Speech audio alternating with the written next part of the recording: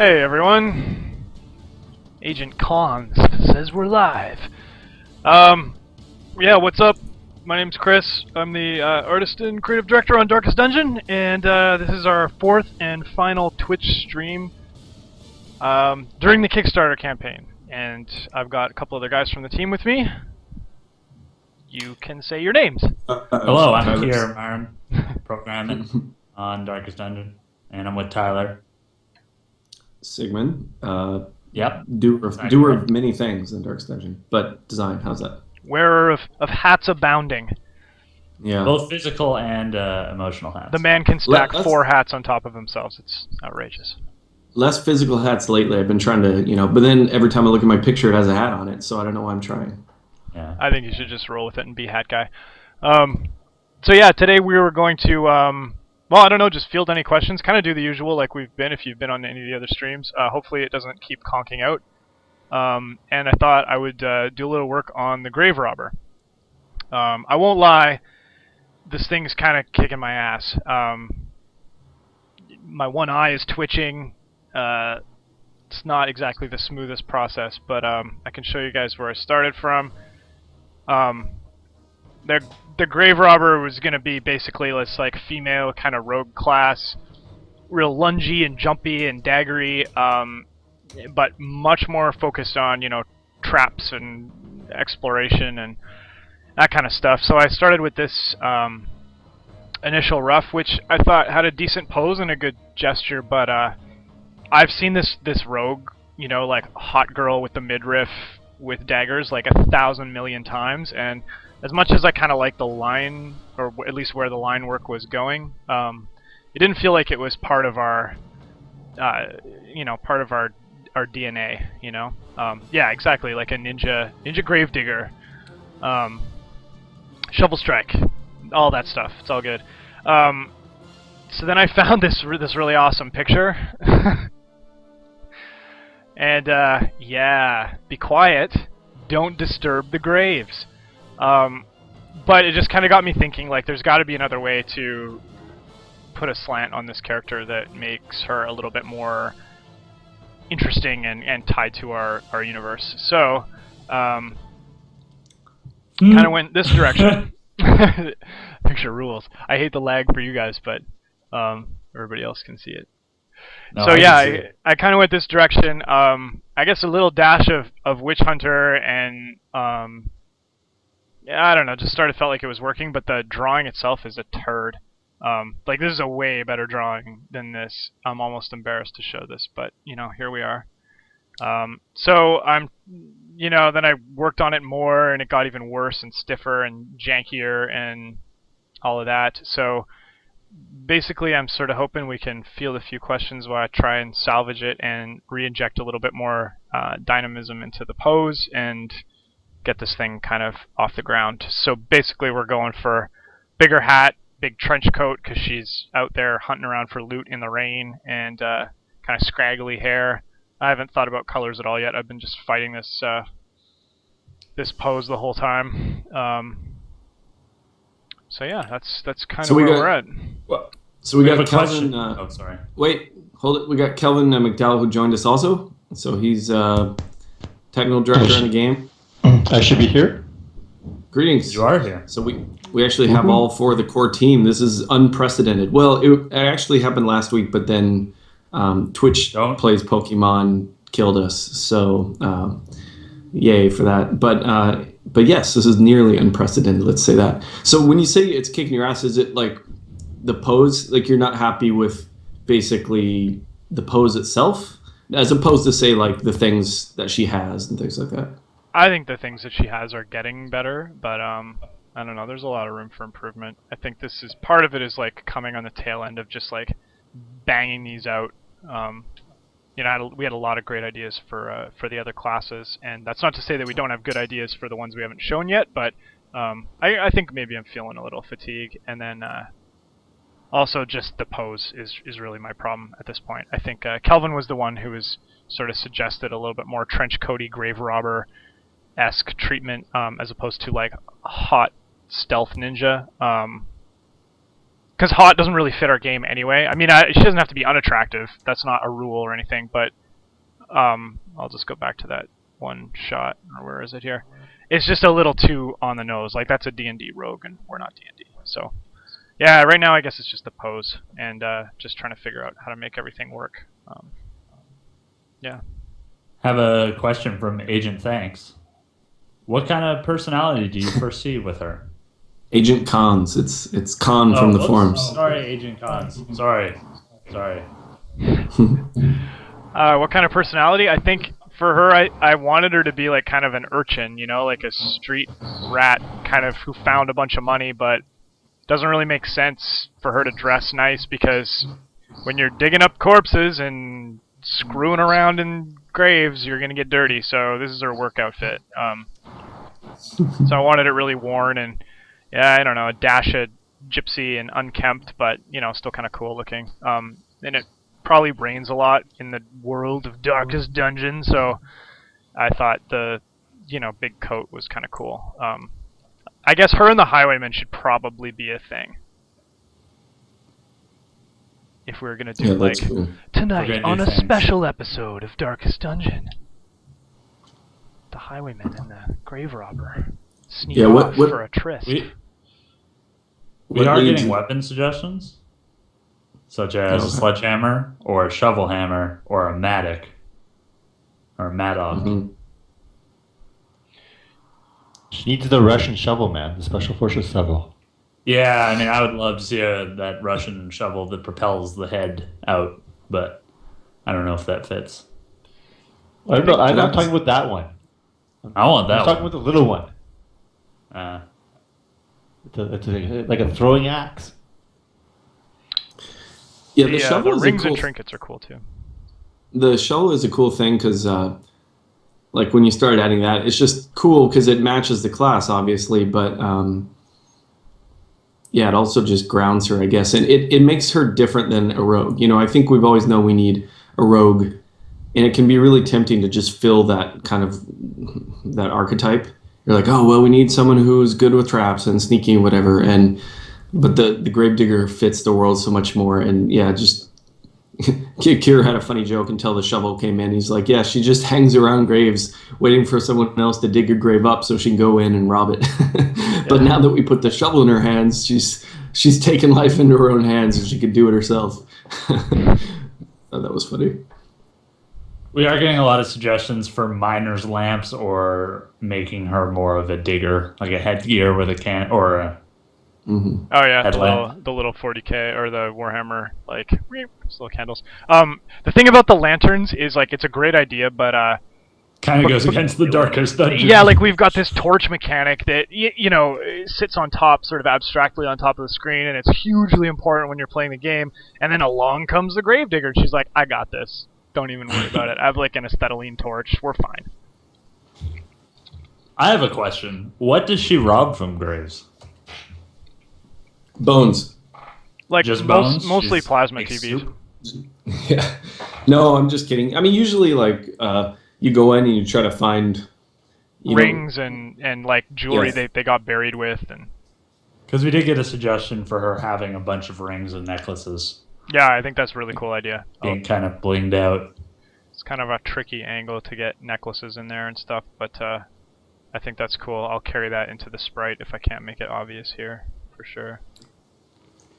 She might do the occasional job, which is like go grab a corpse for the town artist so he can draw anatomy better. Yeah, in which case I could use her fucking help right now.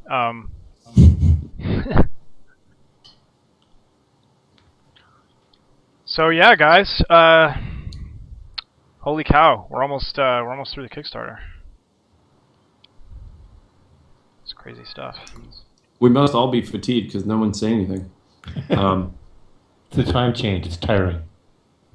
I know. So it Chris, is.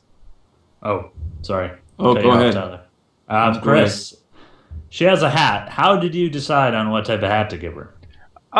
Interesting question. Even though it sounds like you messaged me that. Oh, that's a for real question? Yeah, no. Because we agonized over it. Like I went through and she had like a top hat on, which I liked because it was a little different. But it was too modern, really. I think we've never really specified a time for our game, and I think that's cool. We've got a pretty good spread. We cover a couple hundred years, I guess, with the characters, but the top hat just sort of crossed a line, I think. Tyler mentioned it as well, and I had to agree, although I liked it in principle. I think like the mid 1700s are probably like the farthest we can go without it starting to feel a little strange. So we tried that. We looked at bonnets. I looked at all sorts of stuff. And then kind of came back to the pilgrim thing, which is, the 1640s or something. Oh yeah, we tried the tricorn, but then she looked like a pirate. It looked super cool, but then everyone would just say, "Oh, she's a pirate," and that wasn't, of course. The pirates are popular. Pirates are awesome. I spent 4 years of my life doing pirates. I have no problems with them. But we don't have any pirates in the game. Maybe we could do a pirate expansion in 3 years when the game is crazy successful. Darkest seas. Darkest ocean. Sounds like Darkest depths. There we go. Well, then it's a submarine.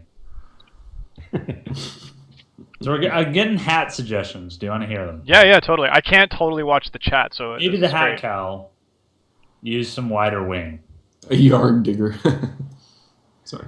Did somebody? I think I just glanced over and said somebody saw pop the top off the hat. I think that's pretty cool. I'm gonna do that. Somebody wanted to see a feather in it. The feather again gets into like musketeer country, and I want her to be like, just like drenched and just digging away at the graves. I don't want her to be like, check out my feather.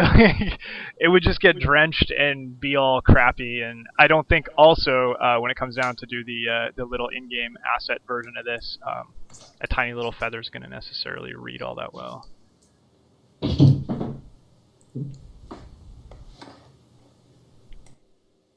Oh, someone's saying the hat reminds of witch hunters from Warhammer. Yeah, I know. I'm definitely You're agonizing. aware of that. I don't want to totally do the witch hunter thing. So, I mean, she's got no flintlock, no saber. I think, Tyler, you can maybe talk about where her abilities have landed so far. Might be kind of cool.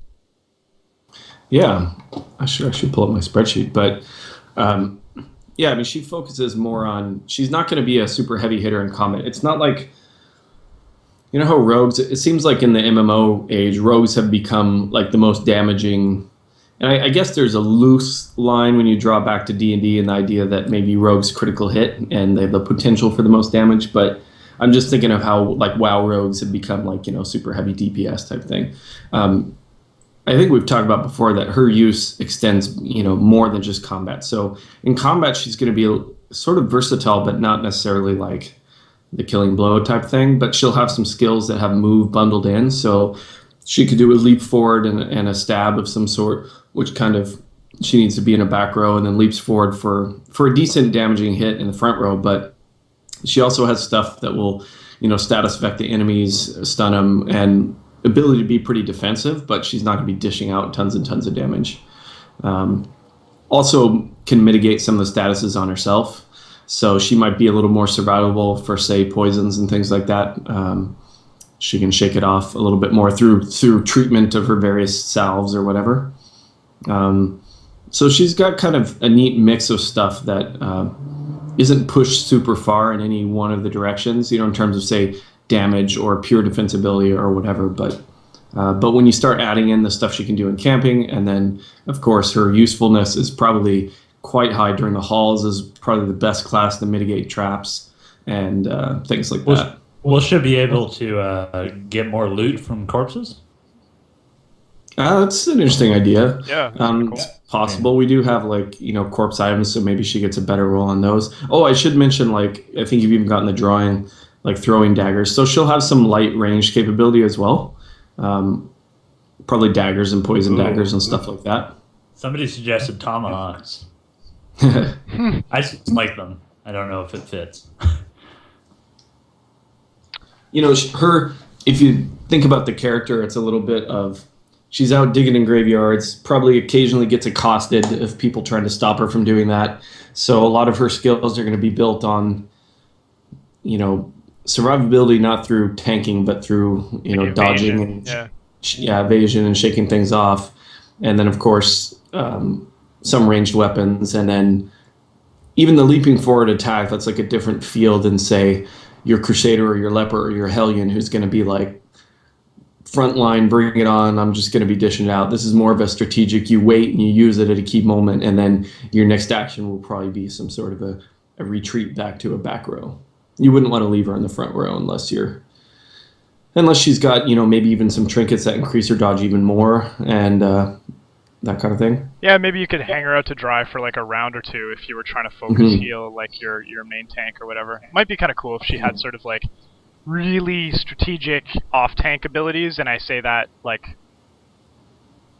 not totally an off-tank, but she can kind of like, at least jump and bob around for a little while.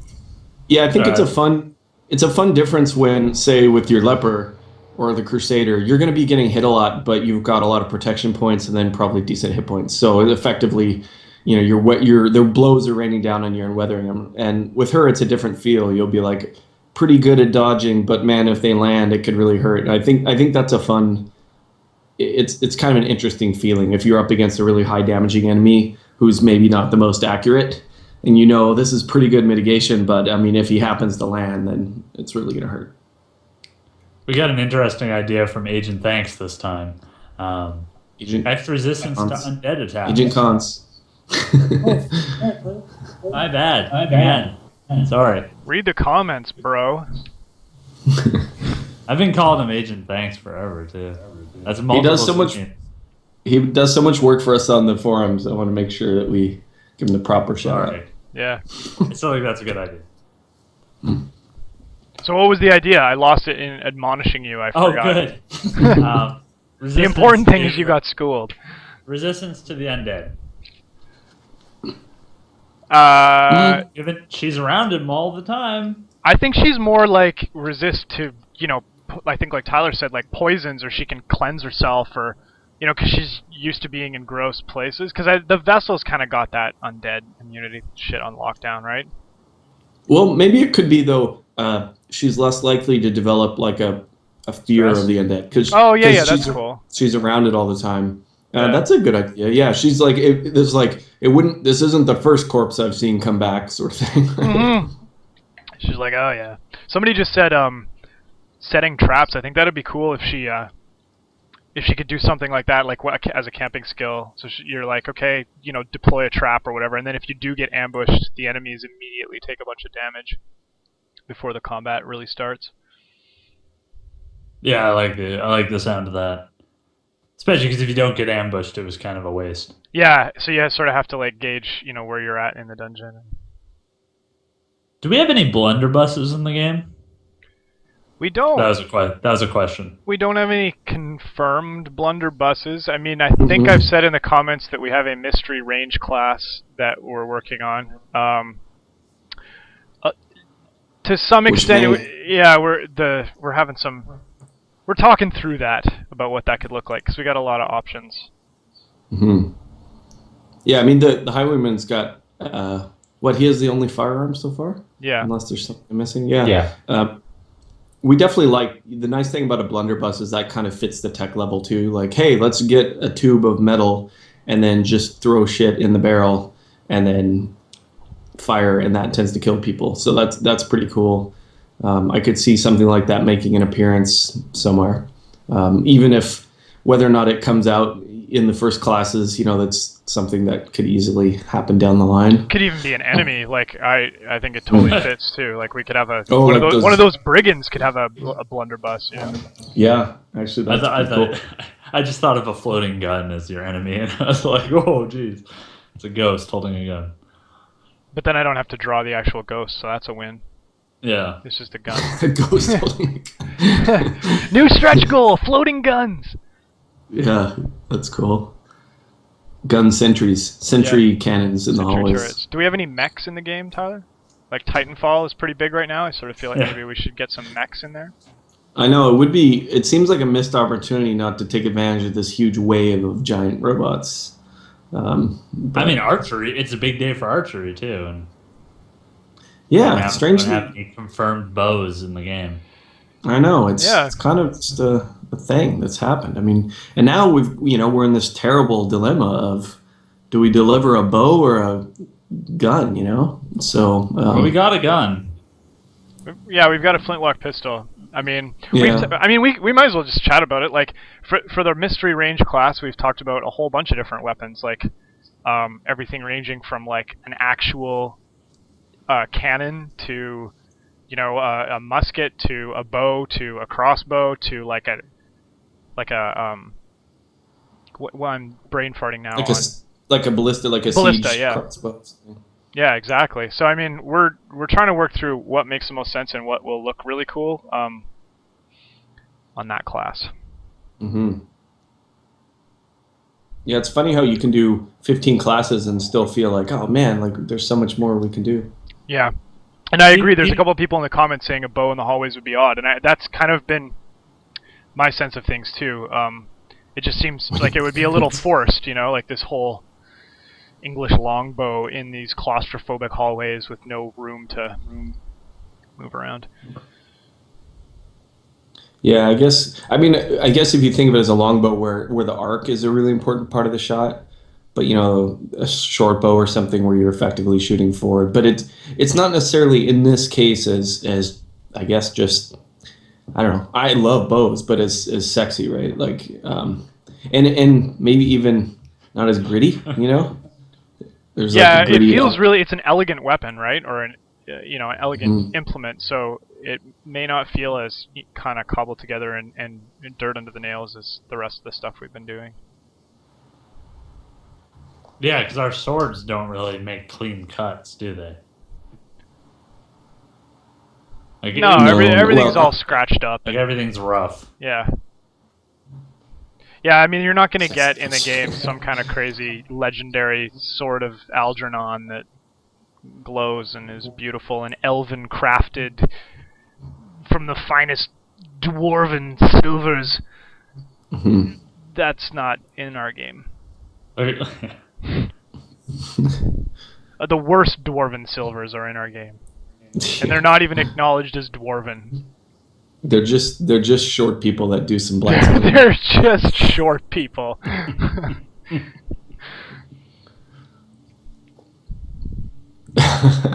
It's funny because I played Warhammer Online for so long, and I was like a total elf. I love the elves in that game because they're so angry all the time.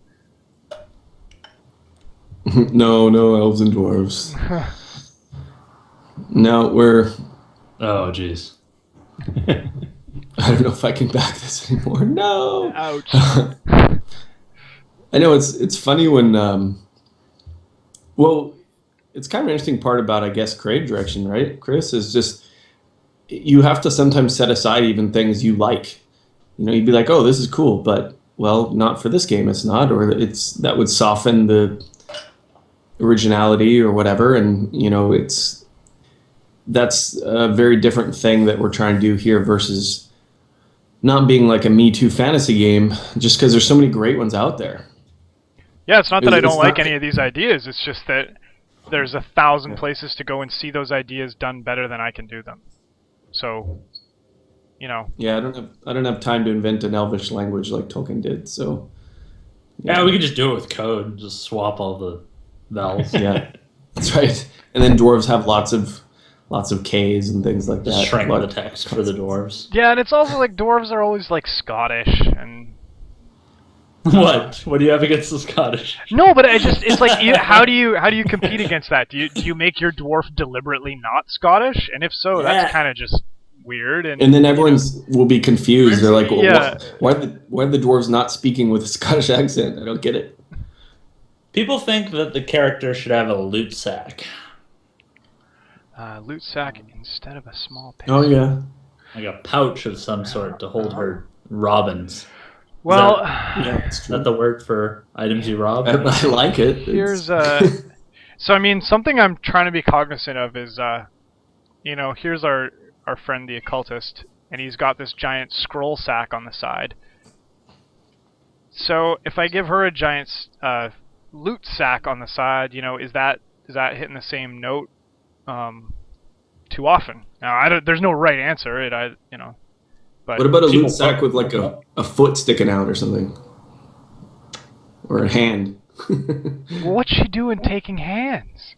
I don't know. The rings are on there. It doesn't have time to cut them off. Just got to take the whole hand. Hands are good if you're running from the law.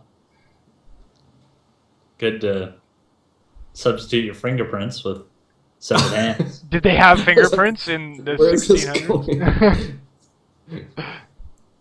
The way you stated, hands are good for running for the law. I'm like, yeah, they are. And I was like, wait, why? Folks absolutely need stuff to haul stuff that's around. Just a guess. Agent Cons, that's hilarious. Well, folks need sacks to haul stuff around. Smiley face. The sack that's it. You're absolutely correct. Well, she's got the belt pouches. Yeah, I can play them up a little bit. She can maybe have some jewelry hanging from the belt pouches. She could have more pouches. Totally Leafield thing out. Yeah, Liefeld. Yeah, it reminds me of playing D&D campaigns. What are we saying? What's it? I don't think you're part the of this D&D campaigns where like the DM is really intense about like actually what do you have. Like some DMs are just like, yeah, you have an adventuring kit, whatever. And other DMs are like, it doesn't say chalk on your player sheet, So in those cases, I always made sure like, okay, I have 8 large sacks, 8 medium sacks, and 16 small sacks, 20 vials. You're just like these scroll cases. You're like listing everything. So she could be like that, where she's just full of stuff. Got a good idea from Crow. A bunch of jewelry hanging on the inside of her cloak, like some sort of shady alley vendor. That's awesome. I love it. I went as a shady alley vendor for Halloween when I was a kid one year. That's cool. Yeah. That's weird. How old were you? Oh, it was probably like grade 6, grade 7. So like 12, probably 15. like 32. It was no big deal. It was good. We just had like a bunch of CDs on the inside of my jacket and watches and stuff. It's good. Yeah, think tank. Sometimes you get lucky with the DMs that require you to list everything, but aren't worried about encumbrance. But yeah, when you have maybe ones that need both, then although that can be fun sometimes, then at least you don't have these weird situations where like, hey, wait a second, where do you keep that 10-foot pole like that you use to prod traps and vault across gaps and things like that? It's like, oh, don't worry about it. I got it in the shovel and the chest and the this and that. I met him at who's you talking about? Sotmead? Oh, Liefeld. Liefeld. Yeah, I tried to get his autograph at Comic-Con a couple of years ago. Not because I don't want to be mean, but not because I think he's amazing, but because I thought he was amazing. So I thought it would be cool to get his autograph in retrospect. And yeah, he wasn't too into giving me an autograph. So I was a little bummed out because I felt like he's past his prime now, and maybe he should be a bit more gracious. I don't know. I don't want to get in trouble for shit talking Liefeld. Well, don't they are really usually that's what you pay for at a con? A sketch and an autograph or whatever? Usually if you want to pay for yeah, she'll have a shovel. I'm just messing around with other stuff. Yeah, you pay for the con sketches usually, but usually like if you line up, they'll sign your thing. Like Mignola was awesome. He's like, "Hey, I'm Mike Mignola. Now I've written my name in your shit. Next person, please." So I mean, I always like the idea of joke autographs, where you get people to autograph things that would be funny for them to autograph. Like if a game reviewer hates a game, and then you get them to autograph that game. that's what makes you amazing, though, is that you would think about that. I didn't do it. I heard about it because I heard about the Giant Bomb guys. Like I heard Jeff Gerstmann signed a bunch of Kane and Lynch copies, which was the game that allegedly got him fired from GameSpot. Oh, so, I don't know anything about any of those guys. So that's funny.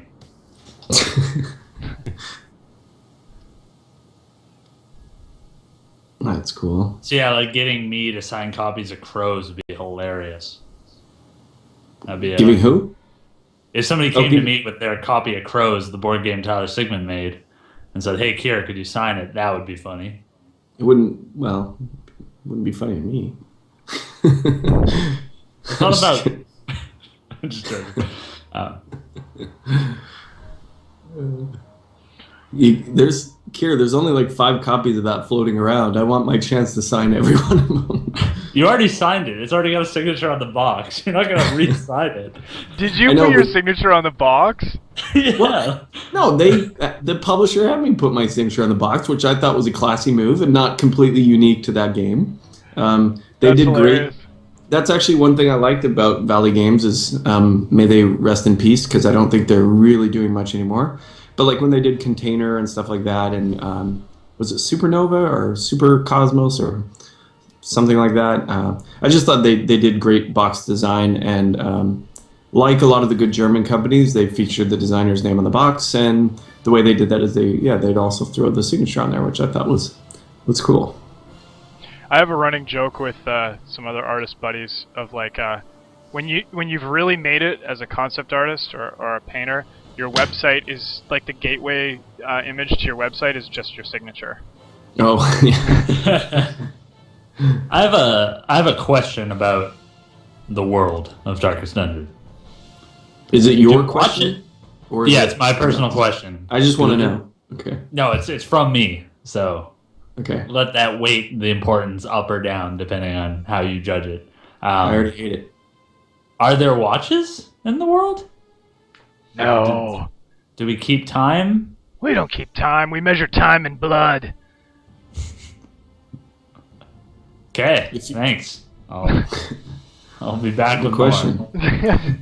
Yeah, we haven't really talked about too much like tinkering, that kind of stuff. Because if you have watches, then you could infer you could have machinery, and I don't know. Hasn't come up. Yeah, that's Long really cool. ocean voyages with sextants. I mean, the thing about our world is that we've really gone to some lengths to keep it nebulous and a little sort of open to everyone's interpretation. Other than the obvious stuff of like, what's the tech level that the characters are kitted out with, and that kind of thing. We've tried to just not, like, we don't have a lot of lore with all the fancy names and so is the family. Like, we tried to be really vague and broad and a little Twilight Zone-y about all that stuff. So it just kind of feels like what matters is that you're here and you've got a job to do. And you can sort of project your own, nomenclature and story onto the game that way. We're getting a lot of questions about what appears to be a potion on the side of her, or a bottle of booze on the side of her leg. Yeah, it's like What is that? Well, I mean, Tyler mentioned I think today that she's got some poisony stuff, so I thought it'd be cool if she had a bottle of poison she could dip her knives in and then It's cool. let fly. Mm-hmm. Or, yeah, I guess she wouldn't take embalming fluid with her.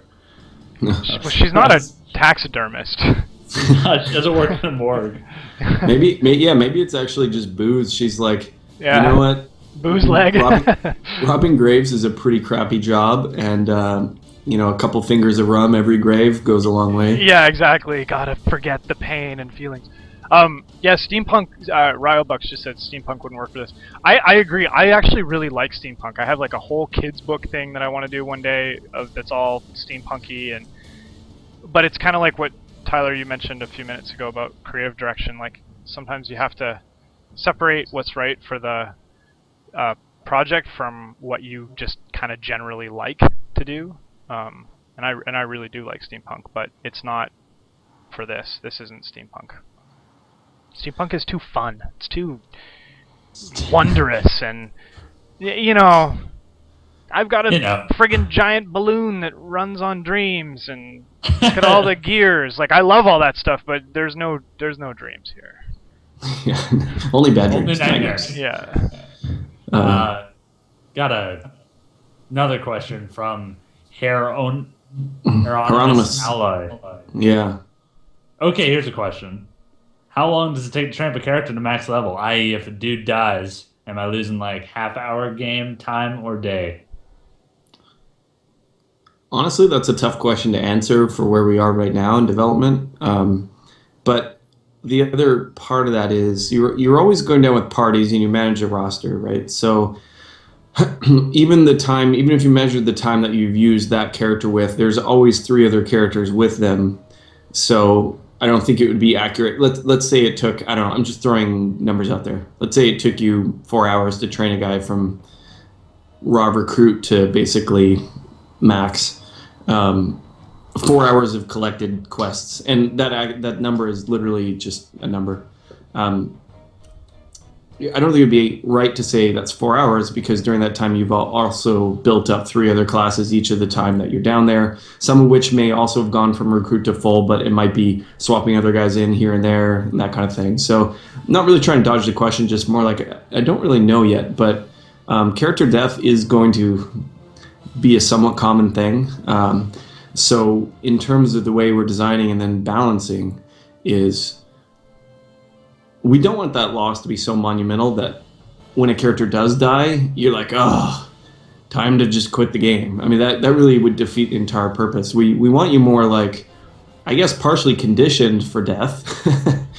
Maybe more so than a lot of games, certainly more than, if I load up an old Baldur's Gate, I mean, just the idea of a character dying, you're pretty much like, okay, I'm going to reload.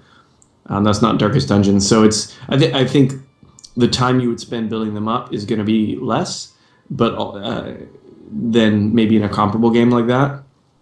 And then your willingness to buy in and know that things are a bit more transitory, and that you kind of want to get people up, and before you risk them too much and have them die in some stupid milk run, you want to get them down to the Darkest Dungeon and see what they can do and see if they can help with the meta goal. Yeah, I mean, we're betting a lot that we can make that kind of stuff interesting. We can make that going down with one of your favorite characters and having them die is actually a form of fun. And we're putting a backdoor in also of kind of a fate point type system where you might be able to resurrect effectively a character here and there, but you're not going to be able to like bring every time someone dies, bring them back. Yeah, you got to really save up so that, if you by happenstance, lose your absolute favorite dude that you always rely on, then yeah, you got a chance to sort of bring him back. But I think one of the cool things you've talked about before, Tyler, is that they'll come back, let's say, if you, use your carefully saved fate points. But it's a little bit like Gandalf. Like, they'll come back, but is it really them? Or they're a little bit different, a little bit weird. Maybe, now Vestals don't want to be with Revenants anymore, I think that might be kind of neat. Yeah, that could be fun to explore. Just following on the second part of his question, death, what we're exploring with right now is kind of a critical, or kind of a death blow type thing, where you get to 0 hit points and then you probably are susceptible to a death blow. Only just to provide that, like, that extra gap of kind of the difference between, oh my god, I'm about to die, and have a chance to do something about it, I think would be more mechanically interesting than, say, because we don't have like 200 hit points or something crazy like that. So I think it'll be somewhat common that you're down to like, oh man, the next blow might do me in. But instead of that always meaning, oh, death. Previously, we're going to do something like it knocks you unconscious and then there's a health check. But I think that wouldn't be as fun. I think it'd be cooler to basically put you in this death blow vulnerable situation. And then now like the next blow could do it. That's kind of what we're exploring right now. I don't know if that's what will end up in the final game, but I think mechanically it makes sense. Yeah, I like that a lot too. And also the characters do have a bit of wear in them in the quirks they've acquired through their trips to the dungeon. So you might have a guy that's max level, but he might have some quirks that don't make him as optimal as he could be. Yeah, one of the other things we talked about is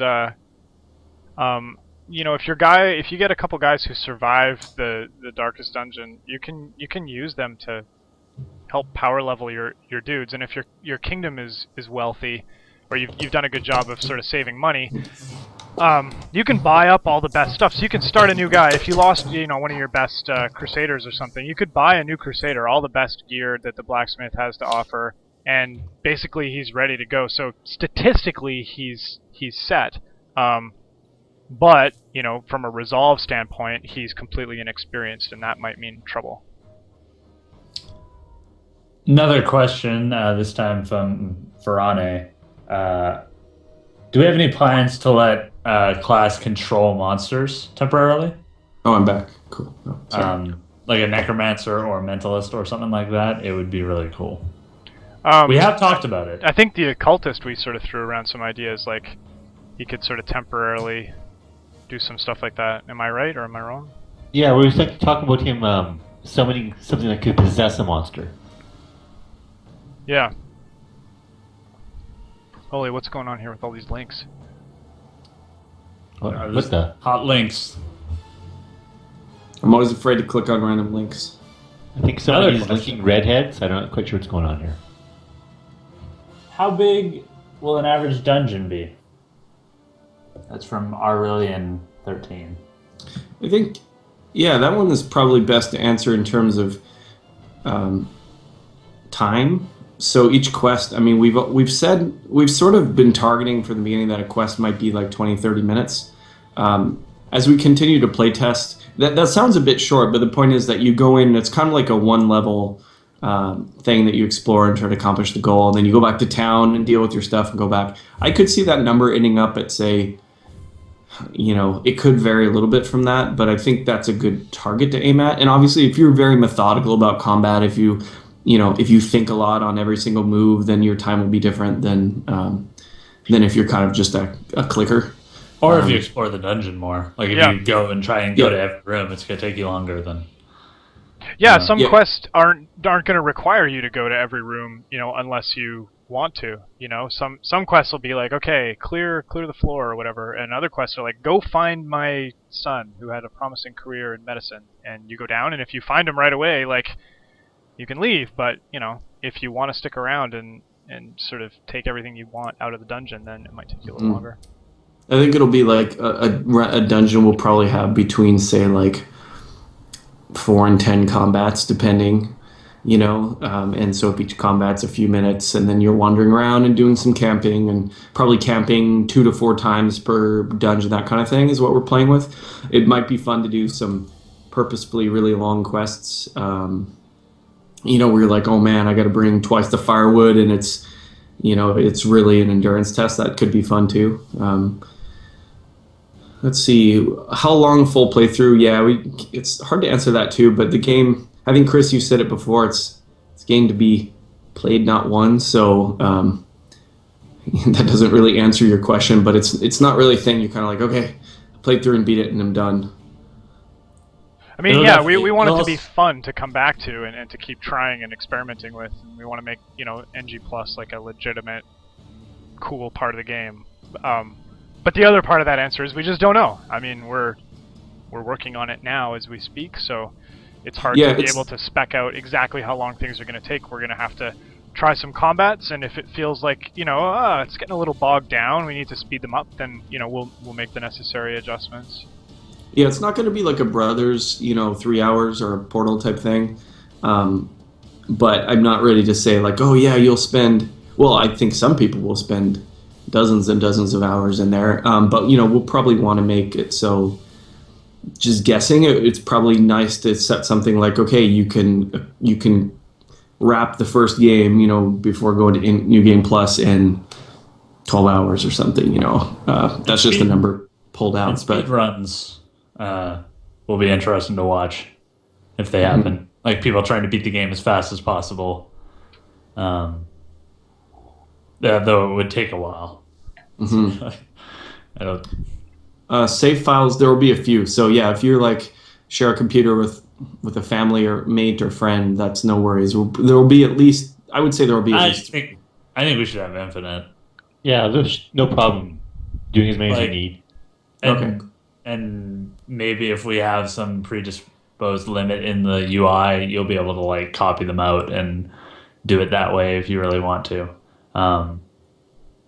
Oh yeah, and it's worth saying that you're not going to save. It's not like some games where you're like, okay, I have 7 save files running on the same playthrough. I mean, all the saving is not handled by you, except for the data file, I guess.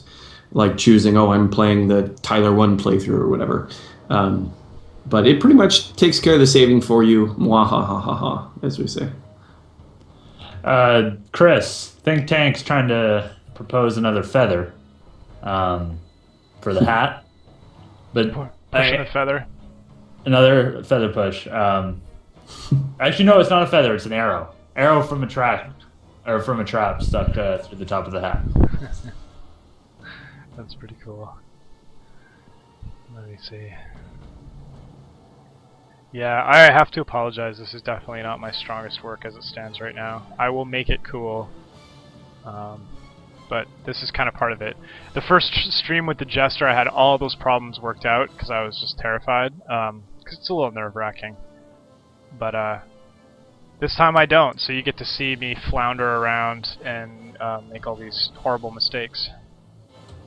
Does this mean Chris is mortal? It does feel a little novelty having this thing stuck in there. Yeah, it looks a bit like those hats. Like yeah, I went to the Cowboy and Indian show. And yeah, he got me. Oh, history. We did get a suggestion for fingerless gloves. Yeah, that's what she's gonna have on for sure. Sweet. I don't know if that person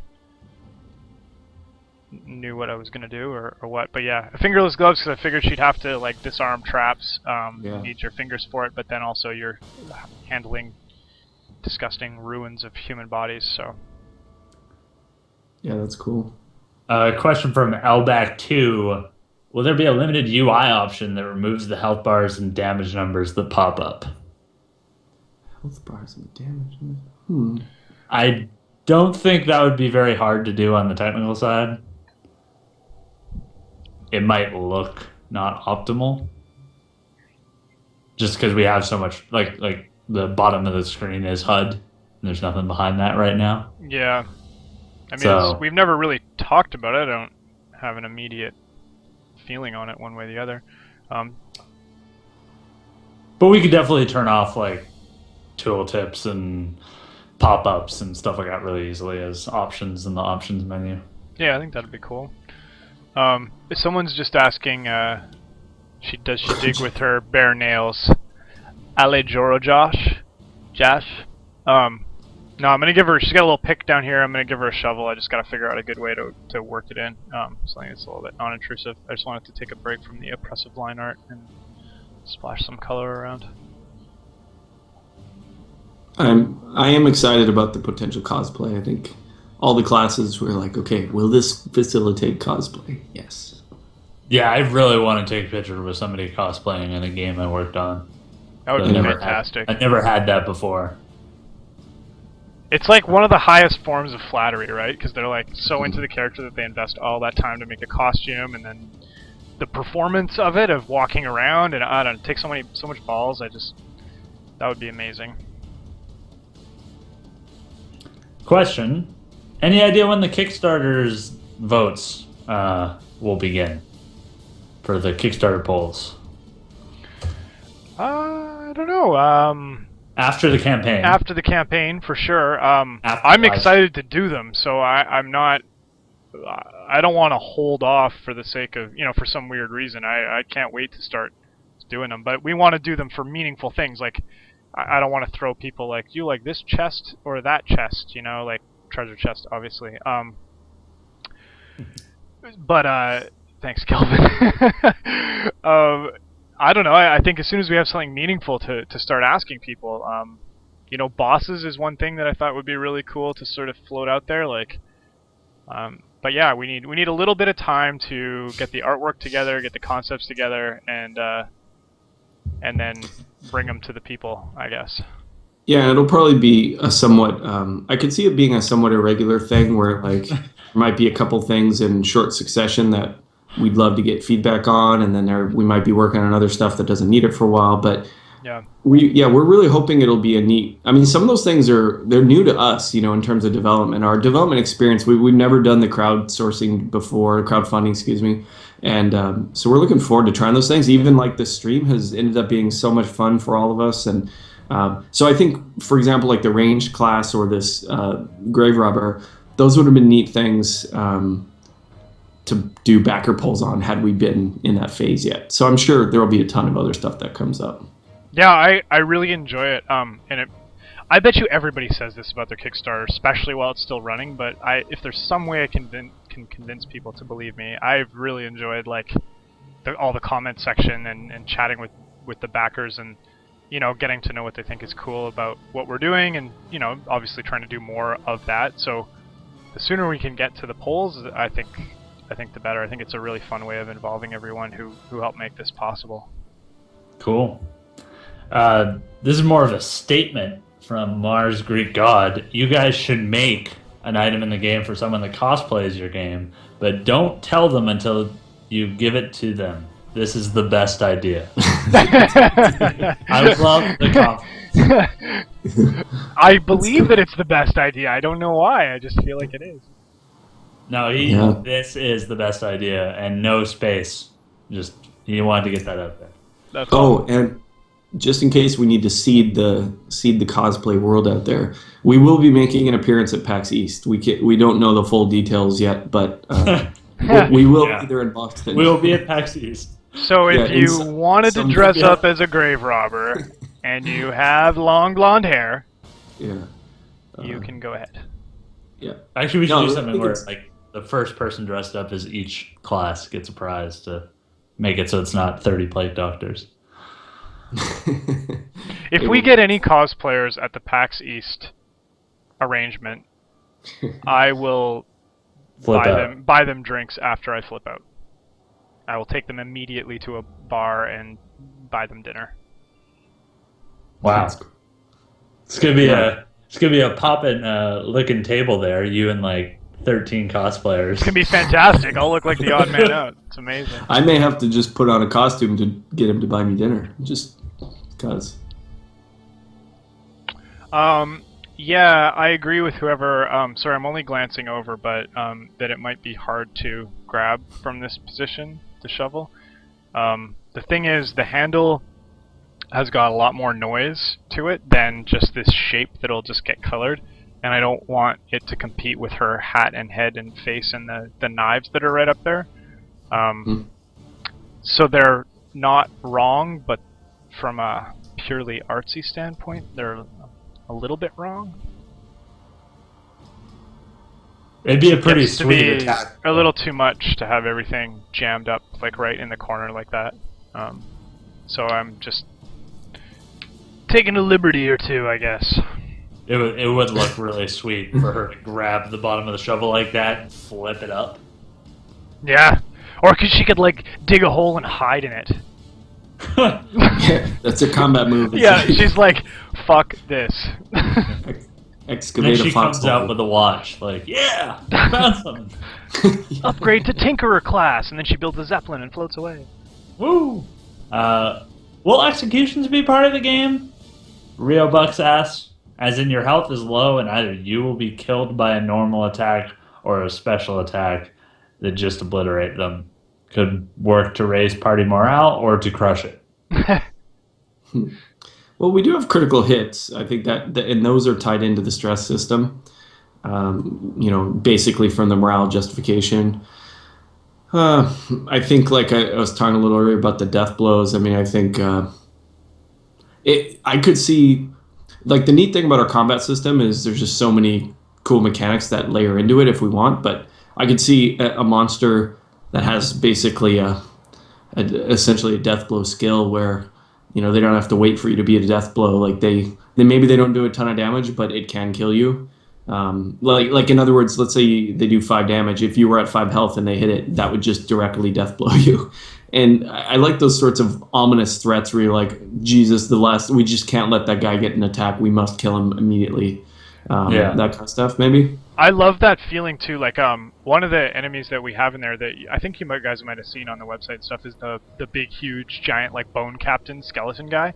And he's terrifying. Like, when you're playing the combat, like, the last thing you want to do is give him a turn. So you're just using all your stuns to try and immobilize him. And when your stuns don't work or they miss, and he finally gets this giant ground pound off, and everybody in the party just goes reeling, it's pretty horrific. But I love the tension that it brings. Mm-hmm. So that'd definitely be cool. Or like a guy who instantly, like, afflicts you. Like, he just deals 1,000 stress, Mm-hmm. So you're like, don't let him look in your eyes.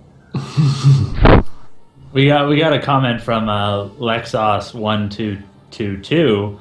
Overkill? Do way more damage to an enemy than what is needed to kill them and get more loot? That could be cool. Yeah, it could be cool. Yeah, you know what? Snacks the head clean off so you get extra rations. I don't know. Yeah. It doesn't make world sense, but I like the idea of like an excuse to overkill. Yeah. Yeah, that is cool. It's funny that the last game I worked on was the one right before this was a mobile game, and it's like that infects your soul with design because you're like, every enemy we kill, there must be kudos. There must be kudos immediately, you know. And so I've been really wrestling with that. Like, it might be cool when every time you kill someone, you get a little bit of like gold or something. I mean, obviously you get treasure from the whole combat, but I can't decide if that's actually cool or whether I just still have the infection of the microtransaction, like the free-to-play mobile world where, you know, you need to pat people on the back for everything. And our game really isn't patting people on the back, but I'd like to find some way where sometimes you're trying to set up that not just to kill that guy, but it would be cool to have this character kill the guy. Say like a bounty hunter might get extra gold for kills. Yeah, like Warhammer Quest did a great job of that because you only got XP. It drove me insane, but you only got XP for the guy who did the killing blow. So you end up playing all these games with your party, like whittling him down with one guy and then desperately trying to finish him off with somebody else. And I mean, in the moment, yeah, I was so furious, but then, you know, in hindsight, I kind of respect it. Dota does that. Part of the game. Yeah. We did get a comment that it could possibly relieve stress being the overkill, which would be an interesting way of linking it to who actually makes the killing blow.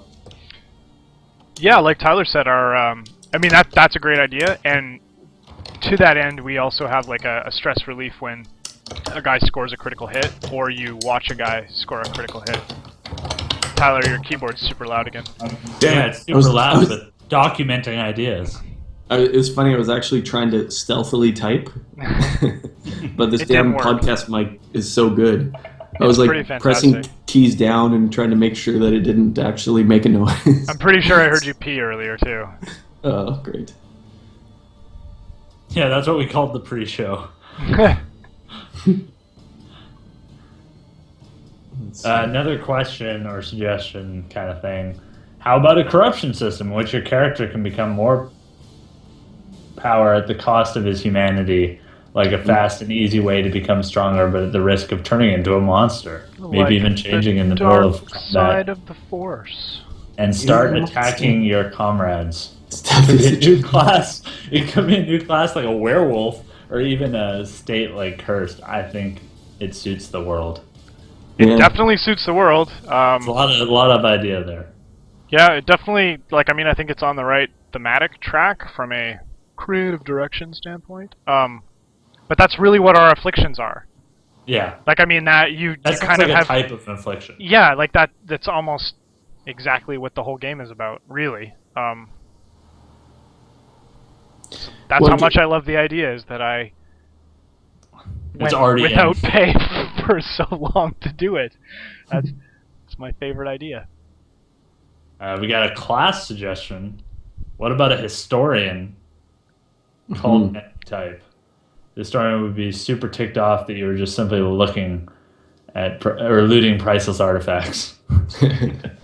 I think we do have on the class list of classes that, you know, someday we'd love to do. I think there's like an antiquarian on there. Yeah, there's an antiquarian on there. He didn't quite make it, but we love him. Not yet. It would have made it if we sorted alphabetically.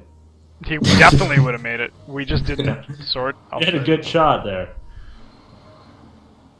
Yeah, so I mean, something like that, a little bit of fish out of water, and I mean, I suppose you could push him into the adventuring antiquarian Indiana Jones type, but I think we were enamored that he's more of a university scribe type guy, and just he's the guy that you get on those like terrible escort missions in like every other game, except he's there, like he's a legit part of your party. You know, like those guys who, like, you have to walk up to the door and they're like, defend me while I open the door, and they're trying to put the key in the lock while orcs are beating. Yeah, exactly. Except he's there the whole time, like he's a straight up member of the team. You know. God, that in Assassin's Creed 3, I actually hated that, where your family, they're like, defend your family from ambush, and there's like 12 guys jumping you or whatever, and your mother or whatever is just getting just sword slashed right and left, but you know, the health meter's slowly going down. I'm just like, this is so stupid, I can't believe it. Think Tank, no sketches of the merchant yet. I think that's the least, definitely the least visually developed class that we have so far. Not afraid to come out and say it. Even the name, I think we would, like I think I mentioned in the comments, we probably want to work on it a little bit and just get something that's a little bit more interesting and punchy. So nothing on that front just yet. But we're going to continue with the reveals after the Kickstarter concludes, and obviously make them available to all you guys. I love doing this stuff, so. Yeah, it's super fun.